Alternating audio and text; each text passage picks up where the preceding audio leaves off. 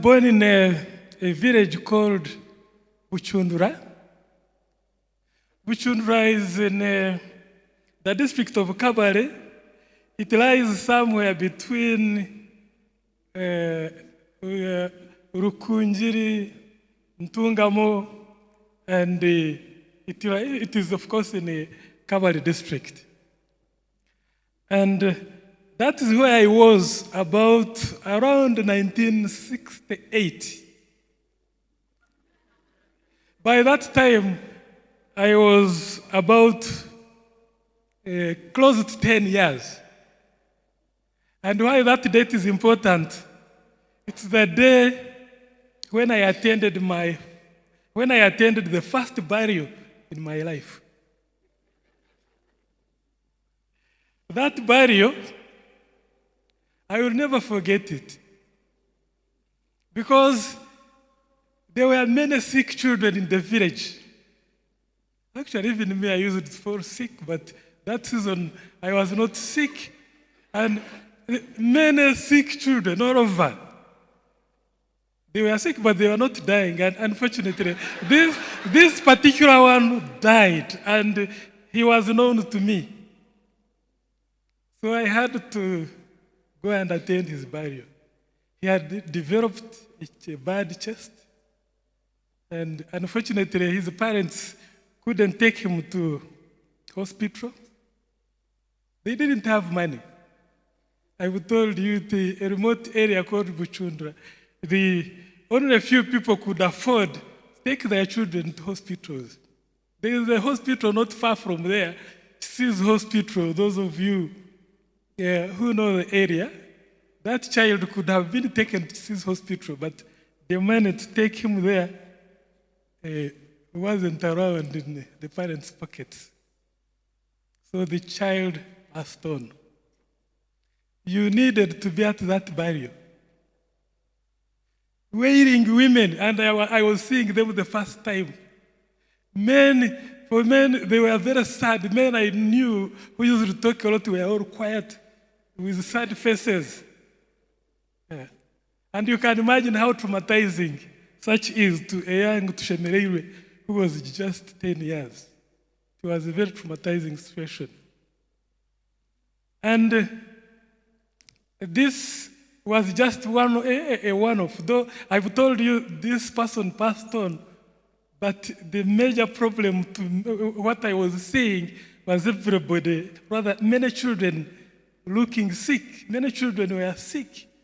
All sorts of infections, and I couldn't understand. It's mostly children who were sick, not adults. Why was this sickness going for only children? But later I understood from other villages that actually, even in other places, mostly children were getting sick, and some would unfortunately succumb and die. And that situation did not change. In fact, even now in my village, more children fall sick and more children die than adults. And it's a situation in which I don't believe in the developed countries. That's what happens, that more children die than adults. It's probably in my village and other villages where you see more children dying, adults remaining. So, fast forward, I went through school and got a job at Kawanda, and by 1998, I was heading the banana research program. And I had the duty to decide the agenda the program would take on. And that's when I recalled this problem that I used to see, which still persists in my village. And I decided to read more about it. And what did I find? Number one, I learned that Actually, most children, yes, generally children have low immunity. Let's call it have low ability to resist disease. That is a given. But then this low immunity this low ability to resist disease is also affected by other things. And one of the things that affects it most is presence or absence of vitamin A in our bodies, or in these children's bodies.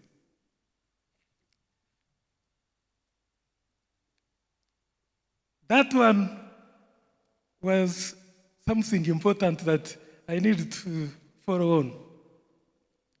As I continued studying, I further learned that actually all the vitamin A that we need, all the vitamin A these children needed was extracted from the food they ate.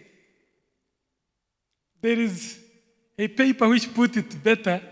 It put it this way, that we are exactly what we eat. You eat well, you lead a healthy life. You eat poorly, and by poorly, they meant you have a diet which lacks many things, you lead a sickly life. So that sank. The other thing I learned was that actually there are many foods in our diet back in the village and all around us that are rich in this vitamin A. Chief among them were the animal products like milk, like eggs, like liver, but there were also some plants which were very rich in vitamin A, like carrots, like even green vegetables. Green vegetables had plenty, and a few others. Those are the commonest I can quickly recall in the diet I lived on. But looking back at what we used to eat in my village, those were not the main. The main food in my village was matoke and beans. If you didn't have matoke and beans, you'd have posho and beans. Others would have cassava and beans. Sometimes sweet potatoes and beans. And in recent times, rice has become important. So now some people will have rice and beans. All those I've mentioned, those were the main. When you look at meals in the village, in my village, I've covered about 70% of the meals they take. So the meals they take are lacking the ones I mentioned that are rich in vitamin A. These meals we are taking are rich in carbohydrate and they have some protein, but they are very, very low on vitamin A, which is important, which is also important. Another thing I learned was that actually there are programs, government programs aimed at improving on the intake of vitamin A and other micronutrients. You've heard about programs like supplementation, where your food can be supplemented with vitamin A tablets. You've heard about fortification. The flour like posho can be fortified with vitamin A and other micronutrients. And the oil, cooking oil, can also be fortified. But fortification works only for towns, not a village like Buchundra. Nobody buys posho, nobody buys oil. So many people are still left out. The other government program is encouraging people to balance their diet by diversifying what they eat. but you diversify what you have. These people, because they don't know about these important things, they don't have them in their diet. When in the evening, lunch, morning, when they cook, what is available is matoke, is posho, and the others I mentioned, and beans will be available, and other foods which can be used as sauce. So that leaves a deficiency of vitamin A in the children, and it's a big problem. So it was against this background that I decided, when I was head of the banana research program, that we could do something for consumers of bananas. We could do something which would increase on intake of vitamin A. And what we planned to do is to think of an innovation, to think of a way of increasing the levels of vitamin A in bananas. That idea came, we saw it could be done, but it is difficult to do. Looking around, the bananas which could have had it, could not be pulled out in the conventional way. It was hard. It was actually not possible. And we got stuck and waited. A few years later, in 2003 or 2004, the Bill Gates Foundation announced a program. They called this program the Grand Challenges in Global Health. And this program was going to target the 14 most important problems in global health. And one of the problems they identified was the vitamin A deficiency problem and other micronutrients. Actually, that became grand challenge number 9. It was the 9th important problem that needed to be solved.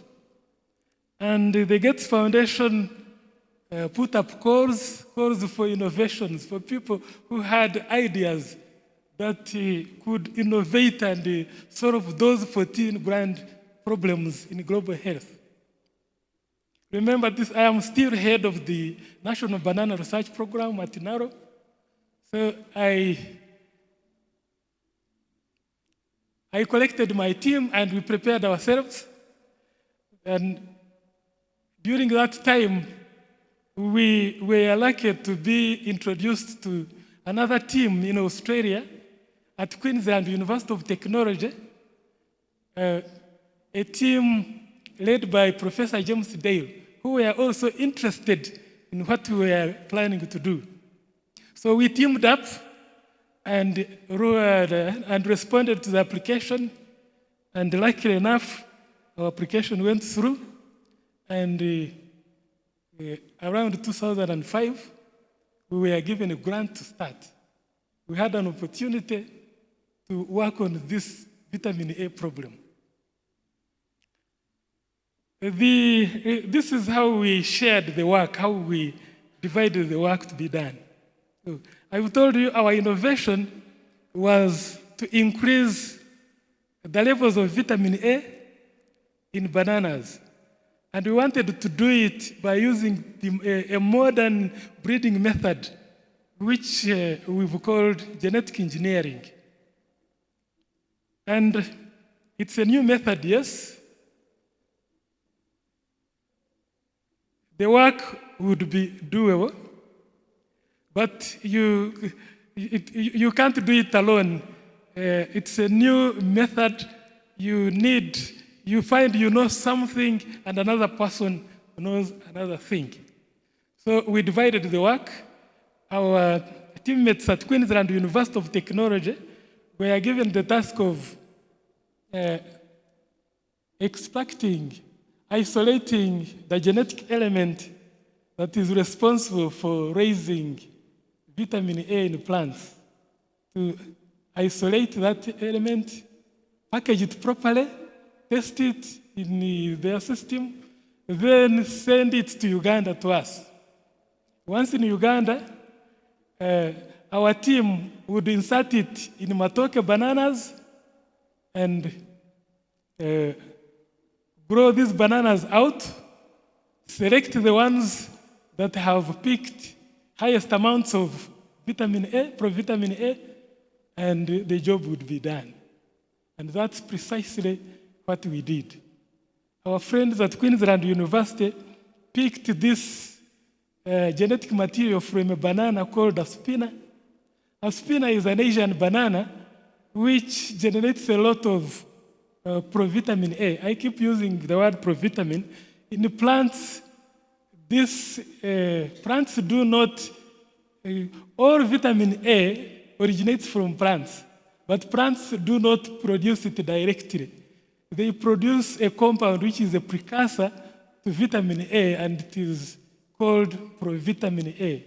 It's that compound, when it gets into animal bodies, that gets converted into vitamin A, which is useful to animal bodies. So when I use provitamin A and vitamin A, don't get confused. So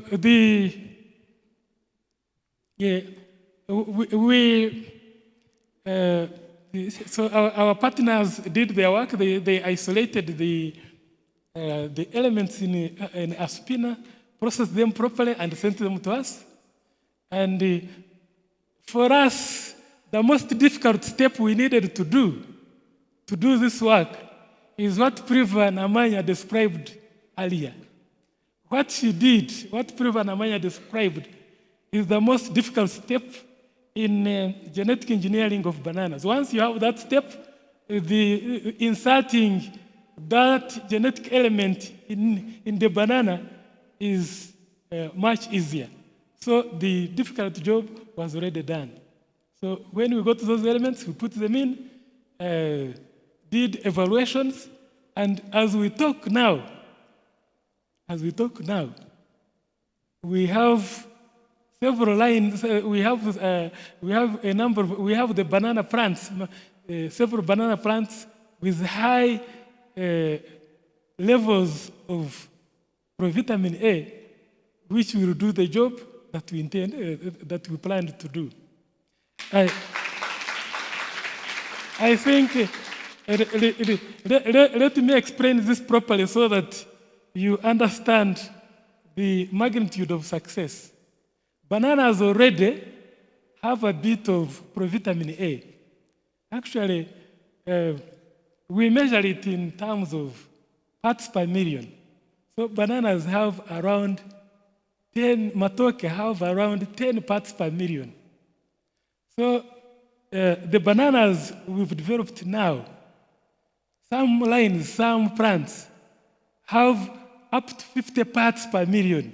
That is 5 times more than the local banana plant. But what we needed to do the job, what we targeted, what we planned, is to have 20 parts per million.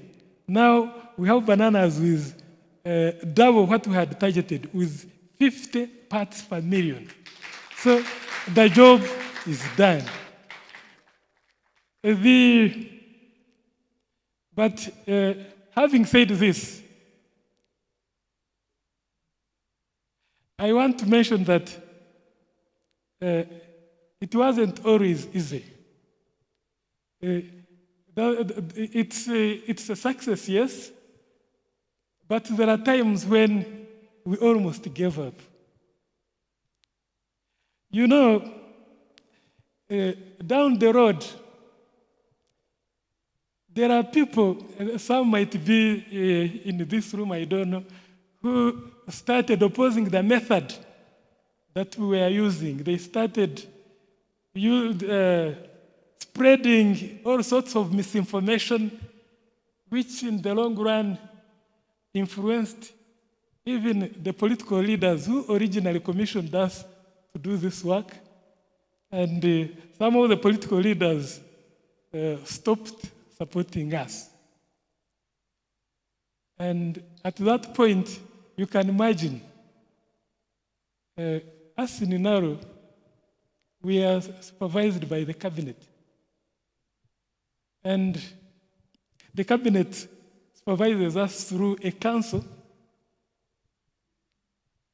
And when you hear some members of the cabinet say they no longer support what we are doing, or instead of appreciating what we are doing, when they start disparaging us, it's very, very discouraging. And we came to that point. And at that point, we wondered whether we needed to continue. The people who commissioned us are no longer appreciating what we are doing. But we didn't give up. Because there are reasons, several reasons why we didn't give up, but I will give you one.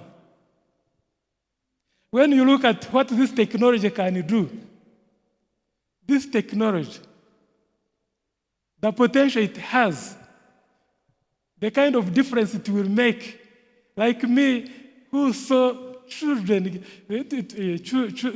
falling ill all the time, and I know that when these children eat these bananas and their immunity improves, their ability to resist diseases improves, they stop going to hospitals. Those who are not going to hospitals, who sometimes where the illnesses progress to death, stop dying. When you look at that difference you are going to make, you are encouraged to continue. And that's what happened. We were encouraged to continue by the potential this technology is going to do. Okay. So in conclusion,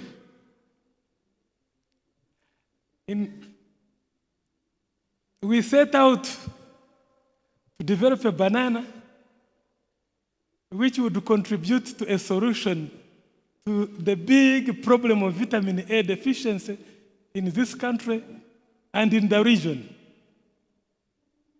A problem which we didn't identify alone, a problem which was globally identified that needs to be fixed. And now we have plants which can fix that problem. That makes us very happy, and we are now sure that the solution is within reach. These bananas are ready for testing. We are going to test them with the population when we get that permission soon.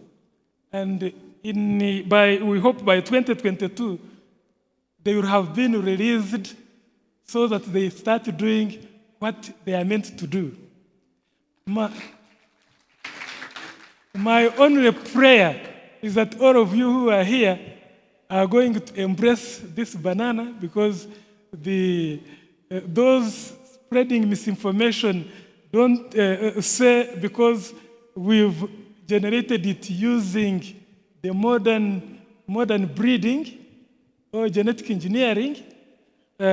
Some people are not talking well about it. I hope you will embrace it and you will be our ambassadors so that this solution gets to the people where it needs to be and we solve this problem once and for all.